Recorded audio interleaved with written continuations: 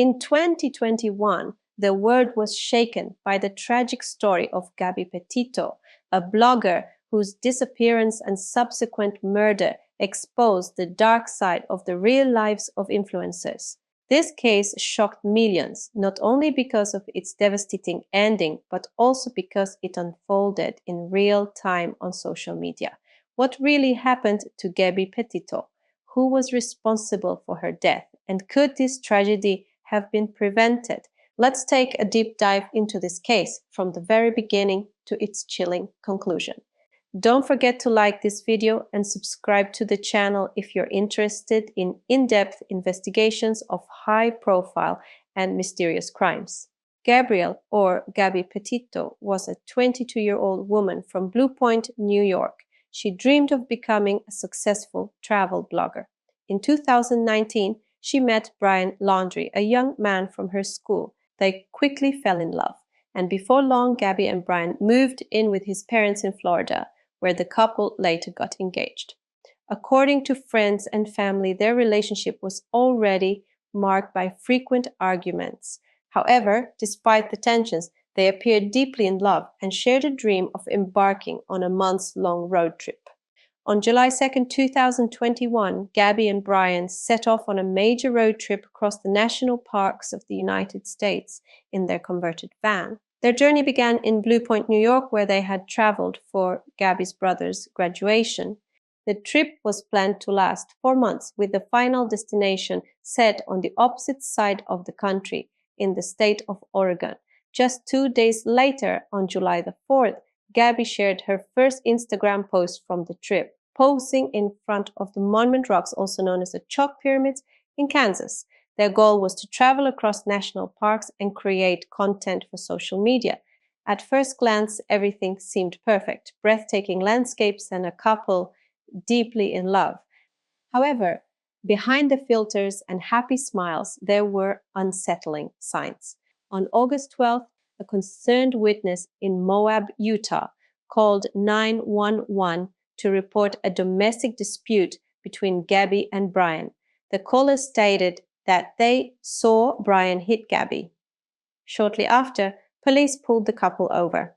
Footage from the officer's body cameras showed Gabby crying and visibly distressed, while Brian appeared calm and detached. That day, the police separated Gabby and Brian for the night, but did not arrest either of them. They classified the incident as a mental health crisis rather than domestic violence. This event was a clear warning sign, but no further action was taken. Gabby continued posting on social media as if nothing had happened, but then something changed. On August 21st, the couple was in Salt Lake City, Utah.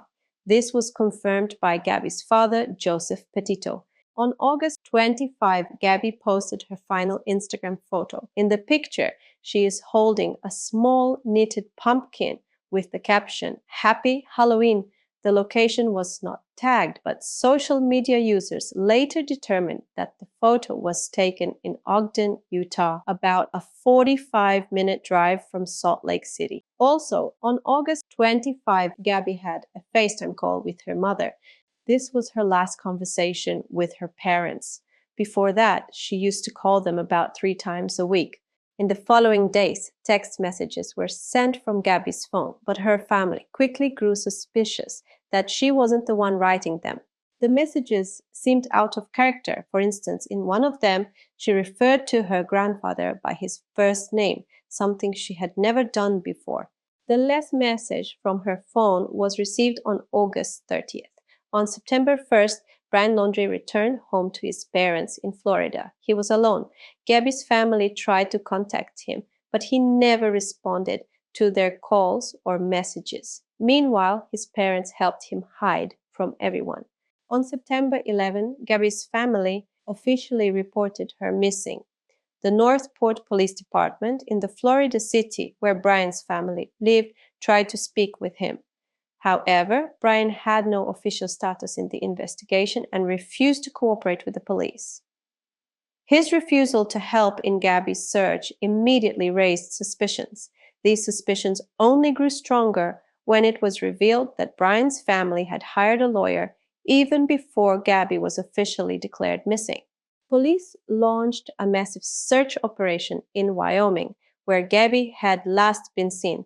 On September 15th, authorities officially named Brian a person of interest in the case. Just 2 days later, the Laundrie family reported that Brian had gone missing on September 13th. According to his parents, he told them he was going to the Carlton Reserve but never returned home. After Brian's disappearance, the police were forced to launch a search operation for him. However, despite extensive searches, authorities failed to locate him. This triggered a nationwide manhunt. The media and internet sleuths speculated, was Brian in hiding? Had he fled the country? Was someone helping him? Weeks passed, but there was still no trace of him. Then, on September 19th, the worst fears were confirmed. Gabby Petito's body was found in Grand Teton National Park, Wyoming. A forensic autopsy revealed that she had been strangled to death. Experts estimated that she had died 3 to 4 weeks before her body was discovered. The very next day, on October 20th, Brian's parents joined the police in searching the Carlton Reserve, the same area that had been extensively searched for weeks. And just like that, they found Brian's remains. That's right. Police had searched the area for days without success, yet his parents managed to locate his remains on their very first day of searching. One of the most debated theories is whether Brian could have faked his own death. While DNA analysis confirmed his identity, some internet sleuths still believe in alternative theories. The tragedy of Gabby Petito sparked discussions about the role of social media in identifying signs of abuse. It also exposed the illusion of a perfect life crafted online, contrasting it with the nightmarish reality behind the scenes. What do you think about this case? Do you believe Gabby could have been saved if police had reacted differently to the Moab incident when Brian was reported to have hit her? Could her life have been spared if the warning signs on social media had been noticed earlier? Share your thoughts in the comments. If you or someone you know is experiencing domestic violence, please seek help.